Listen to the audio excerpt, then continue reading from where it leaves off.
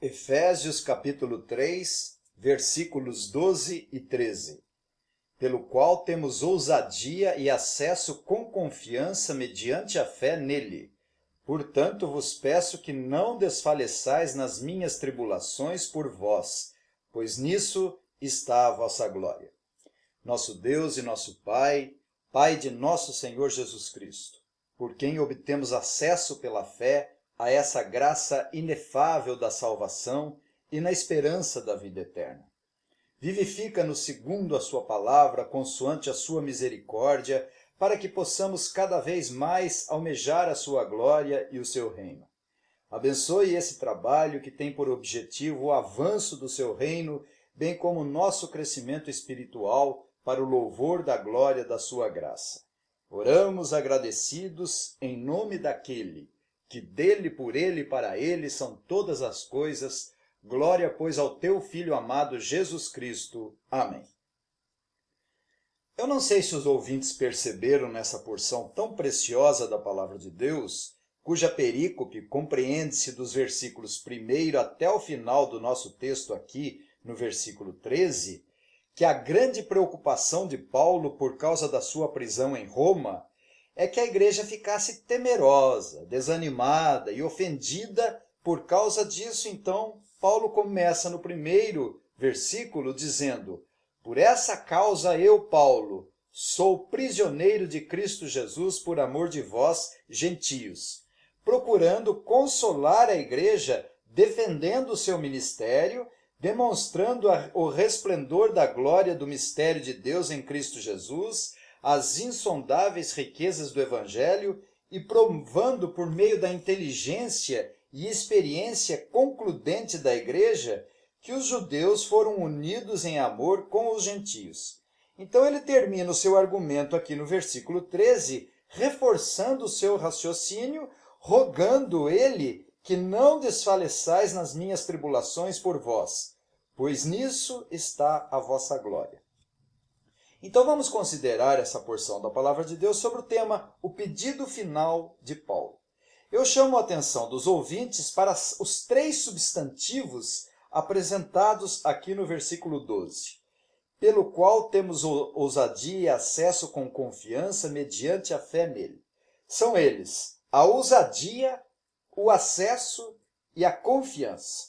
Esses são os três substantivos que demandam de nós a nossa reflexão. O primeiro é a ousadia, pelo qual temos ousadia.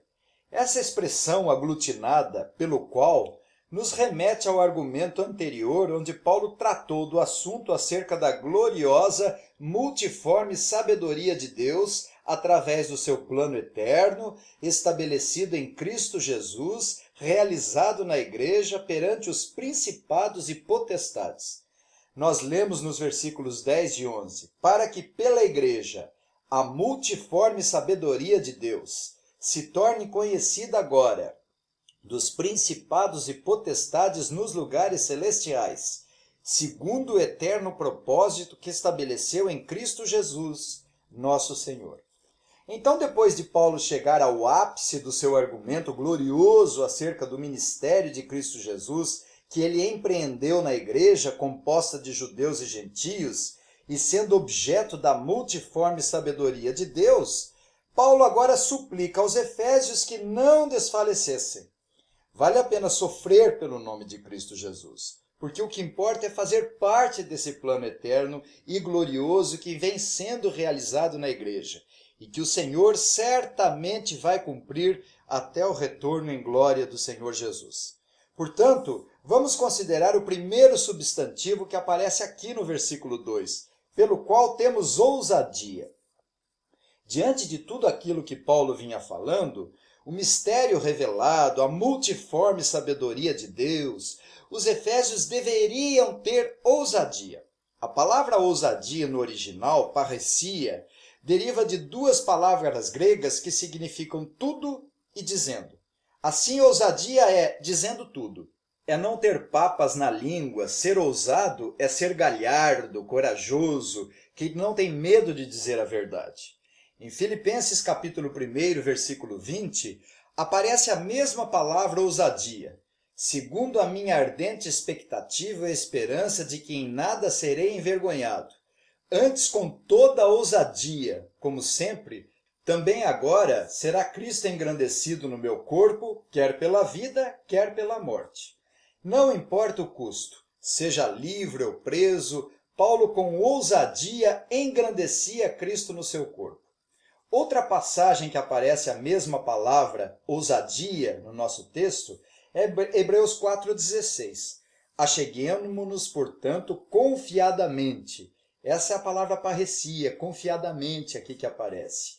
Acheguemo-nos, portanto, confiadamente junto ao trono da graça, a fim de recebermos misericórdia e acharmos graça para socorro em ocasião oportuna. O que é ser ousado no Senhor Jesus? De forma negativa, nós podemos responder que ser ousado não é ser covarde, não é ser tímido, não é ser medroso, poltrão. Apocalipse capítulo 21, versículo 8 diz: Quanto, porém, aos covardes, aos incrédulos, aos abomináveis, aos assassinos, aos impuros, aos feiticeiros, aos idólatras e a todos os mentirosos, a parte que lhes cabe será no lago que arde com fogo e enxofre, a saber, a segunda morte. Todos esses pecados estão relacionados com a ausência do conhecimento do Evangelho. Os covardes são incrédulos porque não enfrentam as verdades reveladas na palavra de Deus. Os covardes fogem dos problemas que o Evangelho causa. De forma geral, o Evangelho causa problemas na família, na sociedade, e ademais os covardes fogem da luta que os cristãos têm que travar na grande batalha espiritual. Os covardes são mentirosos porque não têm bravura de enfrentar a verdade. Os covardes são assassinos porque tiram a vida alheia de forma traiçoeira e desleal. Os ousados não são assim, mas andam na luz da verdade gloriosa do Evangelho em obediência e temor a Deus. Os covardes são idólatras porque sabem que os ídolos têm boca, mas não falam, diz o salmista. Têm olhos e não veem, têm ouvidos e não ouvem, têm nariz e não cheiram, suas mãos não apalpam, seus pés não andam, som nenhum lhes sai da garganta. Os ídolos não se importam com os pecados dos idólatras e nem se incomodam em desmascarar e tirar a roupa da impiedade deles. Por isso são covardes, por não enfrentarem a verdade da sua miséria e indignação. Por isso que a ousadia é característica na vida cristã. Os soldados de Cristo são ousados. A igreja não é comparada com um hospital cheio de pessoas doentes e necessitadas, ou uma casa de assistência social onde se recolhe os coitados desamparados. Não. A igreja aqui na terra, a igreja composta dos santos que já morreram, ela é uma igreja triunfante. Mas a igreja aqui na terra é comparada como um quartel, é a igreja militante. Se Deus quiser, nós vamos considerar o capítulo 6 desta carta, onde é nos apresentado uma série de armaduras para combatermos o bom combate cristão, cujos soldados são ousados, corajosos, destemidos e impávidos colossos em Cristo Jesus. Nós lemos no capítulo 6, versículo 10 a 13. Quanto ao mais, sede fortalecidos no Senhor e na força do seu poder. Revesti-vos de toda a armadura de Deus, para poderdes ficar firmes contra as ciladas do diabo. Porque a nossa luta não é contra o sangue e a carne, e sim contra os principados e potestades, contra os dominadores desse mundo tenebroso, contra as forças espiritual do mal nas regiões celestes. Portanto, tomai toda a armadura de Deus para que possais resistir no dia mau, e depois de terdes vencido tudo, permanecer inabaláveis. Esse, portanto, é o significado de ousadia, de coragem. É dizer o que tem que dizer e andar na verdade. Doa ela ou não. É obedecer, ainda que isso custe a privação da vida. Mas o segundo substantivo apresentado por Paulo aqui no versículo 12 é acesso, pelo qual temos ousadia e acesso com confiança mediante a fé nele. A palavra traduzida aqui para acesso no original é prosagoge, que significa o relacionamento com Deus, pelo qual nos tornamos aceitáveis a Ele e recebemos a certeza de que Ele nos olha com favor. Nós dissemos acerca dessa palavra acesso no capítulo 2, versículo 18, porque por Ele ambos temos acesso ao Pai em um Espírito. Porém, ninguém poderá entender o que significa acesso se não recorrermos ao Velho Testamento, onde somente o sumo sacerdote tinha acesso ao Santo dos Santos, realizando aqueles sacrifícios e confessando sobre os animais todas as iniquidades dos filhos de Israel, todas as suas transgressões e todos os seus pecados. No capítulo 9 de Hebreus, é-nos dito que o serviço sagrado se chama o Santo Lugar. E por trás do segundo véu se encontrava o tabernáculo que se chama o Santo dos Santos. Depois de tudo isso assim preparado continuamente, entram no primeiro tabernáculo os sacerdotes, para realizar os serviços sagrados. Mas no segundo, o sumo sacerdote, ele sozinho, uma vez por ano, não sem sangue, que oferece por si e pelos pecados de ignorância do povo. E tudo isso é uma parábola para a época presente.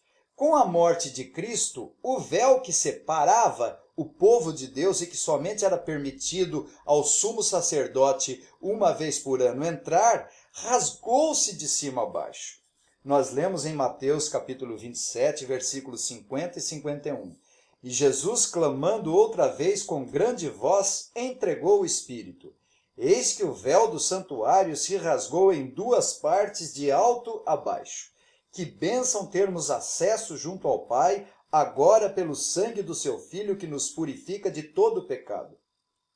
Cristo é o nosso sumo sacerdote. Hebreus capítulo 9, versículos 24 e 28 diz: Porque Cristo não entrou em santuário feito por mãos, figura do verdadeiro, porém no mesmo céu, para comparecer agora por nós diante de Deus, assim também Cristo, tendo se oferecido uma vez para sempre, para tirar os pecados de muitos, aparecerá a segunda vez, sem pecado, aos que o aguardam para a salvação. Podemos imaginar a dificuldade que o povo tinha com aquele tantos ritos e sacrifícios cruentos, muitas pessoas vindo de longe para adorar a Deus no templo da cidade santa. Mas agora temos livre acesso e podemos falar com Deus onde quer que estivermos, sem aquelas dificuldades próprias da antiga dispensação, mas totalmente inapropriadas para essa nossa era em Cristo Jesus. Mais ainda, Paulo apresenta aqui o terceiro substantivo, que é a confiança. Nós lemos, pela qual temos ousadia e acesso com confiança mediante a fé nele. Observe que a confiança é mediante a fé. Sem fé não existe ousadia. E sem fé não existe intrepidez, sem fé não temos acesso junto ao Pai. É tudo pela fé. Sem fé não se agrada a Deus. A fé é o método e o instrumento pelo qual a ousadia nasce no nosso coração. A fé é o modo por meio do qual vivemos, falamos e temos acesso a Deus. E agora nós chegamos a outro aspecto mediante a fé, que é a confiança. Quando temos confiança, nos apropriamos de tal forma da pessoa e dos méritos de Cristo que descansamos nos merecimentos e aceitamos o que ele fez como se fosse feito por nós. É a plena confiança de que Deus concedeu à sua igreja a remissão dos pecados, a justiça eterna e a salvação somente pelos méritos de Cristo. O Espírito Santo opera essa fé nos corações dos eleitos de Deus por meio do Evangelho. A palavra grega para confiança é pepoitesis, que pode ser traduzida por segurança. É isso que têm os que confiam no Senhor, segurança. Por isso vive uma vida firme e segura.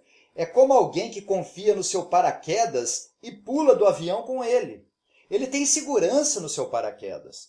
Ou alguém que confia no seu guarda-costa. Ele tem segurança nessa pessoa para defendê-la de algum eventual ataque. Observe a confiança de Noé, construindo a arca sem titubear durante 100 anos. A confiança de Moisés quando trocou os tesouros do Egito pelo opróbrio de Cristo e a vergonha do deserto. A confiança de José em meio a tantas lutas e vicissitudes, pois permaneceu firme e inabalável. Jó no capítulo 13, versículo 5, no meio da desgraça, declarou confiantemente: ainda que ele me mate, nele esperarei. A confiança de Daniel enfrentando os famintos leões sem se recuar, no livro de Daniel, capítulo 3, versículo 17 e 18, Sadraque, Mesaque e Abednego não se importaram em morrer, queimados na fornalha 7 vezes mais do que se costumava ser aquecida normalmente. E rugiram confiantemente: se o nosso Deus, a quem servirmos, quer livrar-nos, ele nos livrará. Se não, fica sabendo, ó rei, que não serviremos a teus deuses, nem adoraremos a imagem de ouro que levantaste. Paulo disse aos discípulos e ao profeta Ágabo: que fazeis chorando e quebrantando meu coração? Pois estou pronto não só para ser preso, mas até para morrer em Jerusalém pelo nome do Senhor Jesus. Eis aí a fé confiante de Paulo, pois para ele o viver era Cristo e o morrer era lucro. Assim muitos também não tiveram suas vidas por preciosas, foram torturados, diz Hebreus capítulo 11, versículos 35 a 37. Não aceitando o seu resgate para obter superior ressurreição. Outros, por sua vez, passaram pelas provas de escárnio e açoites, sim, até algemas e prisões, foram apedrejados, provados, cerrados pelo meio, mortos a fio da espada. Homens que abandonavam o mundo pela fé geralmente não ganhavam nada, senão a cruz, perseguição, censuras e ignomínia. Eles morriam para provar que falavam a verdade. Inácio ia alegremente caminhando para o local que seria devorado pelos leões, dizendo: agora eu começo a ser um discípulo do meu mestre. Policarpo respondeu corajosamente na frente do governador romano quando lhe for ordenado que negasse a Cristo: 46 anos tenho servido a Cristo e ele nunca me ofendeu em nada.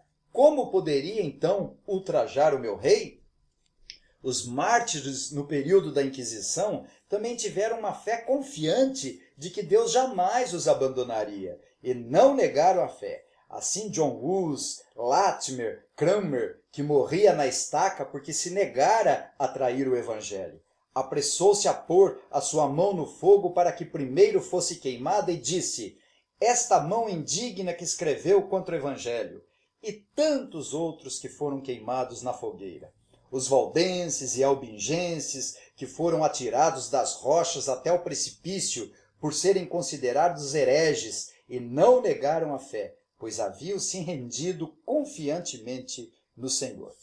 Jesus, chamando uma criança, colocou-a no meio deles e disse: em verdade vos digo que se não vos converterdes e não vos tornardes como crianças, de modo algum entrará no reino dos céus. Portanto, aquele que se humilhar como esta criança, esse é o maior no reino dos céus. Essa é uma ilustração prática de rendição confiante mediante a fé. Pois uma criança não é independente, mas depende dos pais. Não dirige a sua própria vida, nem faz a sua vontade, mas faz a vontade dos pais. Esta é a relação que Deus tem com seus filhos, através da confiança pela fé. Estes, portanto, foram os 3 substantivos apresentados por Paulo mediante a fé: a ousadia, o acesso e a confiança, pelo qual temos ousadia e acesso com confiança mediante a fé nele. Finalmente, nós temos o pedido de Paulo aqui no versículo 13. Portanto, vos peço que não desfaleçais nas minhas tribulações por vós, pois nisso está a vossa glória. O grande propósito do argumento precioso de Paulo, que vai desde o versículo 1, é procurar evitar temores nos Efésios por causa da sua prisão em Roma. Paulo não queria que a igreja fosse como o solo raso contada por Jesus, cuja semente foi semeada pelo semeador, mas não teve raiz em si mesmo, sendo antes de pouca duração. Em lhe chegando a angústia ou a perseguição por causa da palavra, logo se escandalizou. Os judeus foram um grande estorvo nas missões de Paulo. Atos capítulo 13, versículos 50 e 51 diz: Mas os judeus instigaram as mulheres piedosas de alta posição e os principais da cidade e levantaram perseguição contra Paulo e Barnabé, expulsando-os do seu território. E estes, sacudindo contra aqueles o pó dos pés, partiram para Icônio. Paulo queria que os efésios soubessem que os que querem viver piedosamente em Jesus Cristo padecerão perseguições. Romanos 8,35 diz: Quem nos separará do amor de Cristo? Será tribulação, ou angústia, ou perseguição, ou fome, ou nudez, ou perigo, ou espada? E no final do versículo 13 é-nos dito: Portanto, vos peço que não desfaleçais nas minhas tribulações por vós, pois nisso está a vossa glória. Essa expressão, pois nisso está a vossa glória, é como se Paulo estivesse dizendo: meus irmãos efésios, que privilégio e honra para vocês que diante do próprio Deus sejam considerados honráveis e dignos de tantos sofrimentos que estou suportando no lugar de vocês, pois nisso está a vossa glória. Apenas para concluir, não devemos esmorecer diante das tribulações e privações da vida. Nós devemos lembrar que temos ousadia, acesso junto ao Pai, por intermédio de Cristo Jesus, por meio do Espírito Santo, pela palavra de Deus. Mais ainda, temos confiança ou segurança que o sofrimento do tempo presente não se pode comparar com a glória a ser revelada em nós. Imagine o sofrimento de Noé construindo uma arca enorme por cerca de 100 anos, mas ele não desanimou, não questionou, não esmoreceu, não desfaleceu, mas obedeceu a Deus. Tinha ousadia, tinha coragem para construir a arca. Teve acesso a Deus, sendo por ele instruído acerca da construção da arca e teve confiança de que o Senhor era poderoso para salvá-lo.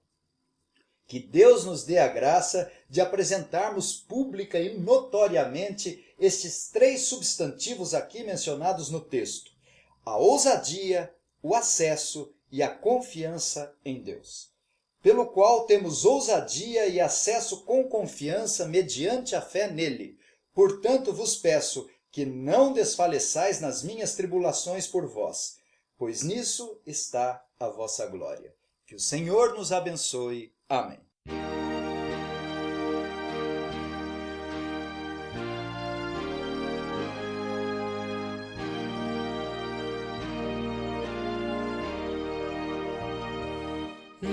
Espírito do eterno Deus, opera em nós.